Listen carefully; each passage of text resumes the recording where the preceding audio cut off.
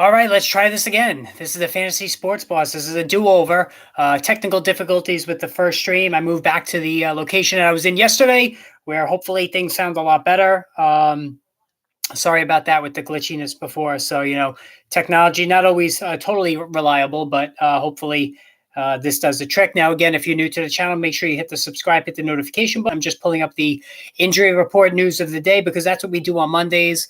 Go through the injury updates, and certainly there were a lot of key names worth discussing, and also taking a look at the some of the main storylines of the day. And certainly yesterday, so I put up for the poll the question of whether Pat Mahomes is the fantasy football MVP this season. And to me, I think he's certainly right there in the top, top 3 or 4 guys in all of football. And, I know it's the thing with Mahomes is, no matter who his receivers are, Tyreek Hill leaves in free agency. Kadarius Toney gets injured yesterday. Macaulay Hardman, Juju Smith-Schuster already out with injuries. He throws another 3 touchdowns to Travis Kelce. And it seems like every game out, Mahomes is, 300 plus passing yards, three or four passing touchdowns with a handful of rushing yardage thrown in. He's as durable as it comes. This is a clear passing offense for Andy Reid. And it just goes to show you how consistently excellent Mahomes is, that we even sort of take it for granted just how good he is. He's not going to put up the scrambling numbers like Lamar Jackson or Jalen Hurts or even now Justin Fields, but his overall excellence in terms of a passer is, in my opinion, unmatched. And like I said, if you were to pick a fantasy football MVP, I think you'd have to say that he's right there, if not the favorite. So, but again, that game yesterday was very frustrating on a number of fronts. I already discussed Mike Williams and Kadarius Toney's injuries.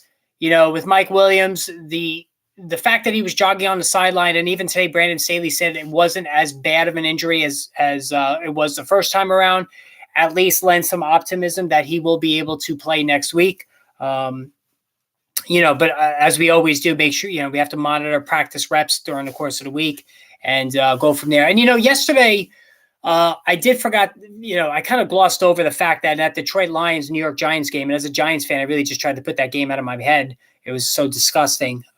Just an awful loss by the Giants that, we already knew DeAndre Swift was going down as a colossal bust this season because A, he's been injured, and B, he's just not getting the carries or anywhere near the workload we anticipated. And Jamal Williams scores 3 rushing touchdowns yesterday for good measure. But, Jackson there, the former San Diego Charger running back who was brought in, had a good running day himself. So Swift, to me was take away that touchdown that he had, and they really just gifted that to him in a game that was already decided.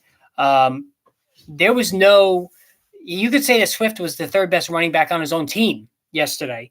So, when my all bust team comes out at the end of the season, you can definitely be sure that DeAndre Swift is going to be on it. And another guy who's going to be on it is Kyle Pitts, the tight end for the Atlanta Falcons, because as I noted in the video that I posted before about Pitts, 7 out of 11 games, he's been under 5 fantasy points, which is almost impossible to believe. Somebody who was so good as Pitts, such a natural athlete as Pitts, such a dominant physical player like he was throughout his tenure in Florida, to be this bad with his numbers is certainly beyond disappointing. So, listen,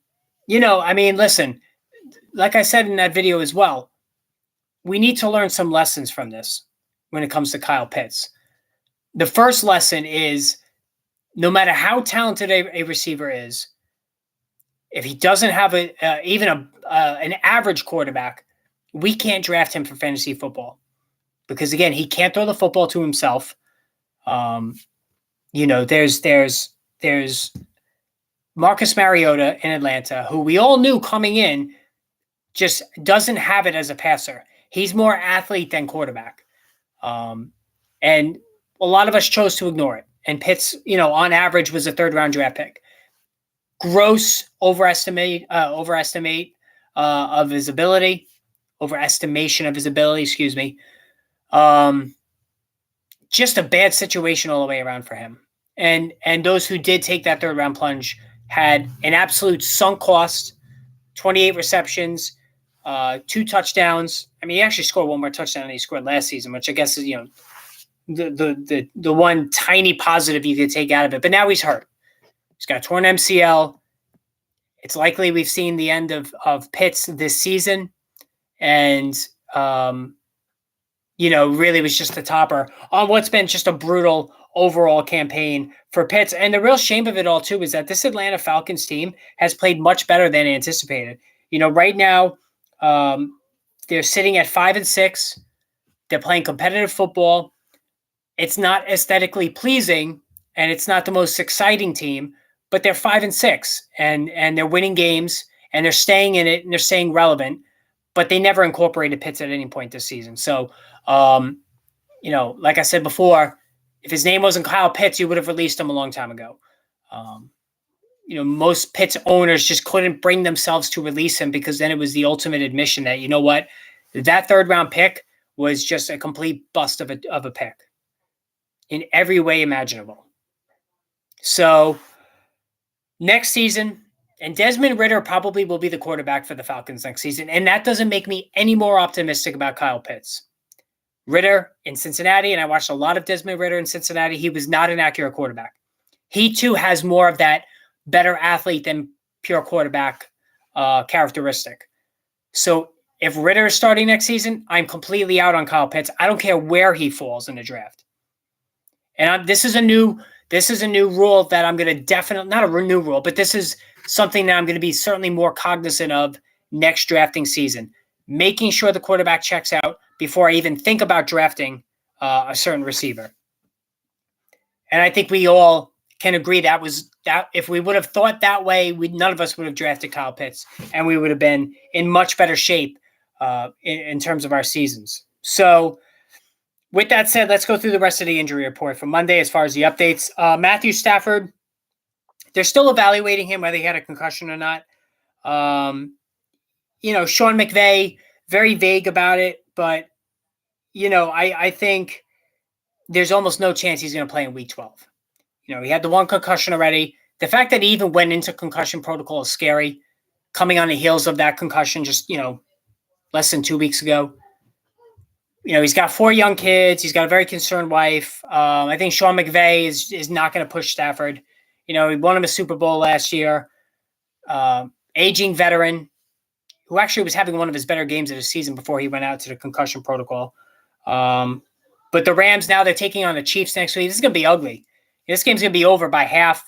And you know what? That might be the only thing that stops Pat Mahomes.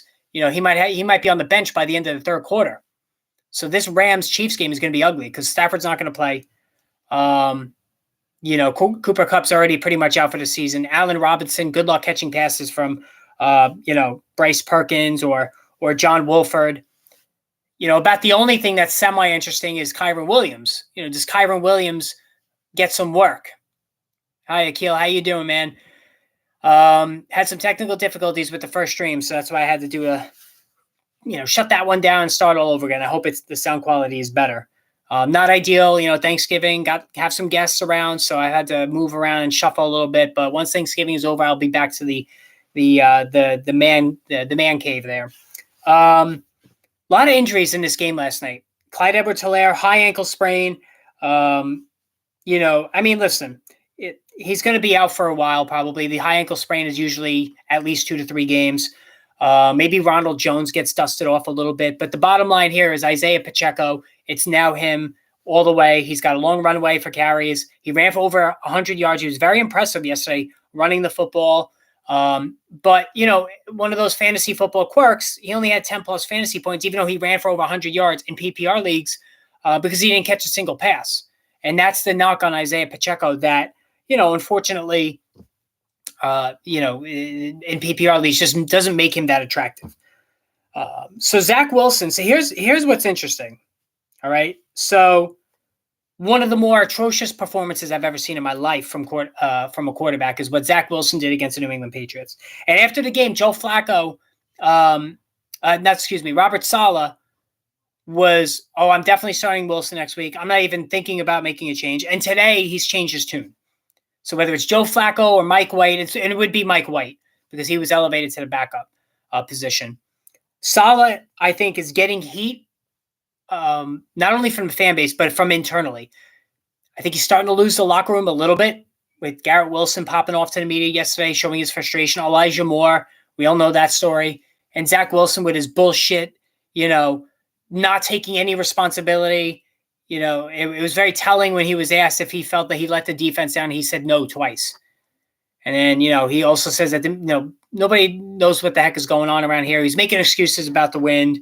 You hate to see that. It's a very narcissistic attitude. And, Zach Wilson, part of the concerns I had about him when I released my draft guide a couple of years ago when he was coming out is I was extremely against him. Now, I did laud his athletic ability, but I basically called him a bust without using the actual word because he didn't play anybody in BYU. He was only a starter there for 1 year. And guys who only start 1 year in college typically don't do well in the NFL.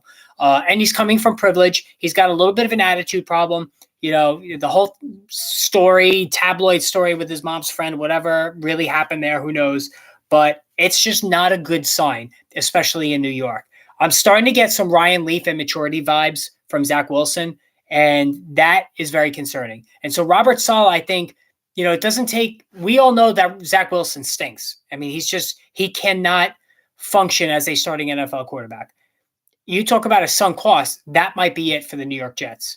So Mike White, he did great against the Cincinnati Bengals last season. He's proven that he has, can win games, can deliver passes on time, fairly accurate. I think Mike White is going to get time under center before we know it. They're playing the Chicago Bears. If Wilson is struggling and gets a brutal defense like the Chicago Bears, and I mean brutally bad, then you got to pull the plug. I mean, it's over. And like I said, his receivers are now getting chippy with the media, showing their frustration. It's not a good look right now for the Jets, and consequently, Robert Saleh.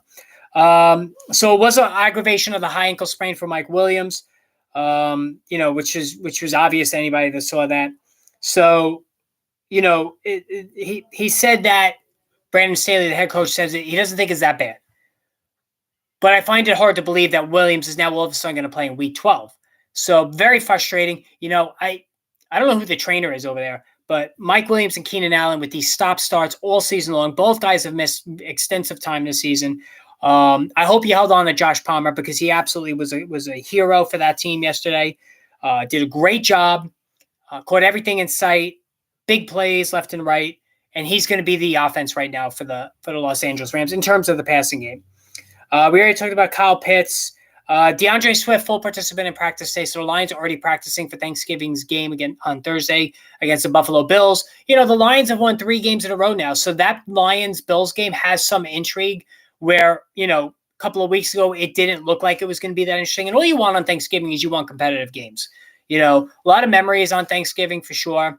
Anything on Mixon? Yeah, he's in the concussion protocol, Akil. So, you know how that goes. They're going to probably monitor him throughout the week and then see what happens. It's usually a 50-50 situation that he gets cleared in time. But, as far as Thanksgiving, you want to have games that are competitive. And there's a lot of memories, the coin flip game with the Steelers and the Lions, the Leon Lett, trying to gather the fumble in the snow, Pete Stoyanovich hitting the field goal for Miami. So, there's a lot of great memories on Thanksgiving. The butt fumble, I mean, geez, that's the greatest one of all. So, all you ask for is a competitive game. Now, the Giants-Cowboys, I'm not sure how competitive that's going to be. The Giants have suffered a lot of injuries. Wan'Dale Robinson is now officially out for the season with a torn ACL. Wan'Dale Robinson's cousin posted a message on the video that I submitted yesterday. So I thought that was really cool. He, I don't know if it was a he or she. I didn't look closely enough, but they liked the video and really dropped the news that it was a torn ACL before it even came out. So we got like a mini scoop today about Wan'Dale Robinson from his cousin who saw the video I posted and then posted in the comments. So I thought that was really cool for him or her to do that. Justin Fields, day-to-day with a shoulder injury. So luckily it's his left shoulder, not his right. There was a lot of criticism of the coaching staff of Chicago with all of these design runs for Fields. Now, certainly it leads to a much more higher likelihood that Fields is going to get hurt with all of these design runs. And he's running a lot. I think did Tony Ranger the same hamstring? Well, DW, he's had both hamstrings injured this season. So yes, he has, because he's injured both of them. So whichever one it is. But anyway, getting back to Justin Fields. So at least it looks like there's a chance he's going to play this week against the Jets. Jets defense is rough. You have to think, though, if you're a Justin Fields owner, maybe the Chicago staff might be rethinking how many designed runs they are implementing for Fields. And as a Fields owner, I'm a little bit nervous he's not going to have as many rushing yards going forward because of that. Pickens a wide receiver 1. No, not in fantasy. No. I think he's like a high-end wide receiver 3. Just because Kenny Pickett is still a work in progress. And I really just don't like the offense as overall. But getting back to Justin Fields, I'm very curious to see what the design of the offense is going to look like when he does come back, hopefully this week. I started him over Lamar Jackson in both of my leagues, and that turned out to be the right move. But I will not hesitate putting Jackson in there if there's even the slightest hint that Fields might be limited or they're not going to run him as much and whatnot this week. Jamar Chase, Zach Taylor was non-committal about him returning week 12. So he's off crutches. They're going to start implementing him into practice. But I think it's more likely week 13. So, listen, it's better late than never. It's not like the Cooper Kupp situation where Kupp is not going to play anymore other than maybe the fantasy football Super Bowl. So at least you're going to have at some point him getting back onto the field. So, that's a good thing there. Chase Edmonds will miss multiple weeks with a high ankle sprain. And on top of that, Melvin Gordon was released after another fumble yesterday. So, where was this in the beginning of the season? We all just wanted Melvin Gordon to get out of the way for Javonte Williams. Obviously, Williams suffered the torn ACL, which is a big problem. But, now Latavius Murray, for better or worse, is the main running back now for the Broncos. Marlon Mack is probably going to get activated. He's been with like 8,000 teams in the last, year plus. So, listen, Latavius Murray is pretty much spent. He's just a flex play at best in all leagues. But does Gordon hook up with somebody else? I don't know. He was pretty good last year. He's another year older this season. He's got fumbleitis. I don't know what's the future is in store for Melvin Gordon, but, unless it's a team that just lost their starting running back and they bring him in, I don't think he has any fantasy football value the rest of the way. So let's keep an eye on Jameson Williams. So he's designated to return from injured reserve. I think he's going to play at some point, probably in December. And this guy was, in terms of Jameson Williams as a prospect, in my opinion, he was the number 1 receiver coming out of the draft this year. And if not for that torn ACL, he would have been the top pick. At this position, maybe not the topic overall, but amongst all the wide receivers. He is a true game-breaking talent. He can take it to the house whenever he gets a sliver of daylight. Excellent hands. He's got all the tools to be an absolute stud right out of the gate. Probably bring him along a little bit slowly because of the torn ACL, but I think he's going to be very, very good in short order. This might hurt Amon-Ra St. Brown just a little bit, but with TJ Hawkinson out of the way now in Minnesota, I think Jameson Williams is certainly still worth holding on to just because he could be a little bit of a help there as a wide receiver 3 when he comes back. We know DeAndre Hopkins is playing tonight. He had that hamstring issue that he was looking at. He's over 30. So like with Keenan Allen, a hamstring for an aging receiver is not a good thing, but he's playing through it. Kyler Murray will not play, and he's a young guy who's got a hamstring injury, and he's not playing. So, Kyler Murray just leaves a bad taste in my mouth. He's got an attitude problem. He's always yelling at people on the sideline. He doesn't have good body language, and now he's hurt again. He tends to always fall off as in the season second half. So I'm just not a fan of Kyler Murray. But Colt McCoy did a decent job last week, and he got Hopkins heavily involved, who absolutely torched Jalen Ramsey. So I think certainly you still start DeAndre Hopkins, but I still think he could be a wide receiver 2, whereas he's a wide receiver 1 with Kyler Murray. So, yeah, that's it in terms of the injuries. So, Zach Wilson needs to be silent out of the league. He's killing that offense and needs to be held accountable for his words and actions. Michael Carter, who I have in my fantasy team, yeah, everybody's suffering, Blair. In the video I posted today, I said we got to just bench every Jets player, Tyler Conklin, Garrett Wilson, Elijah Moore. There is no Michael Carter. There's no sense in playing any of these guys. And you're right. The attitude is horrendous. And there's nothing that people hate more. And I say people, I mean fans or even his own teammates, than a guy who won't take accountability. Wilson should have been in there standing on the desk in front of the team saying, it was me, my fault. I need to do much better instead of, not taking responsibility, blaming the wind. You didn't see Mac Jones blaming the wind as he completed, like 22 or 28 passes. So it is not a good look with Zach Wilson. The shenanigans in the preseason with his girlfriend and his mom's friend and all that other nonsense. Just he's very immature. He doesn't, and to be immature in New York is a deadly combination. So I think that certainly it's not looking good, and he needs to be benched. Anthony Slayer, how you doing, man? So that, and the fact that Robert Saleh today didn't commit to him is a very telling statement, because I think Saleh reads the tea leaves. He saw the extremely negative reaction from the press, from his own teammates, about Wilson's lack of accountability. So I think going forward, Mike White is a very realistic possibility to play at some point in the next couple of weeks, if not this Sunday, if Wilson gets off to a slow start. But anyway, so that's the wrap up for today, guys. Just a short show. As far as the rest of the week, I'm going to be putting up videos throughout the rest of the week, so no issues there. Wednesday, definitely going to do a stream on Wednesday, Thanksgiving Eve, so join me for that. And then, of course, Thursday is Thanksgiving, so I'm definitely not going to do any videos on Thanksgiving. I think everybody should just enjoy their time with their family. And then Friday, Football Friday, I'll be back. So again, guys, have a great night. Thanks for joining me. Sorry about the earlier glitch, and we will all talk soon. Take care.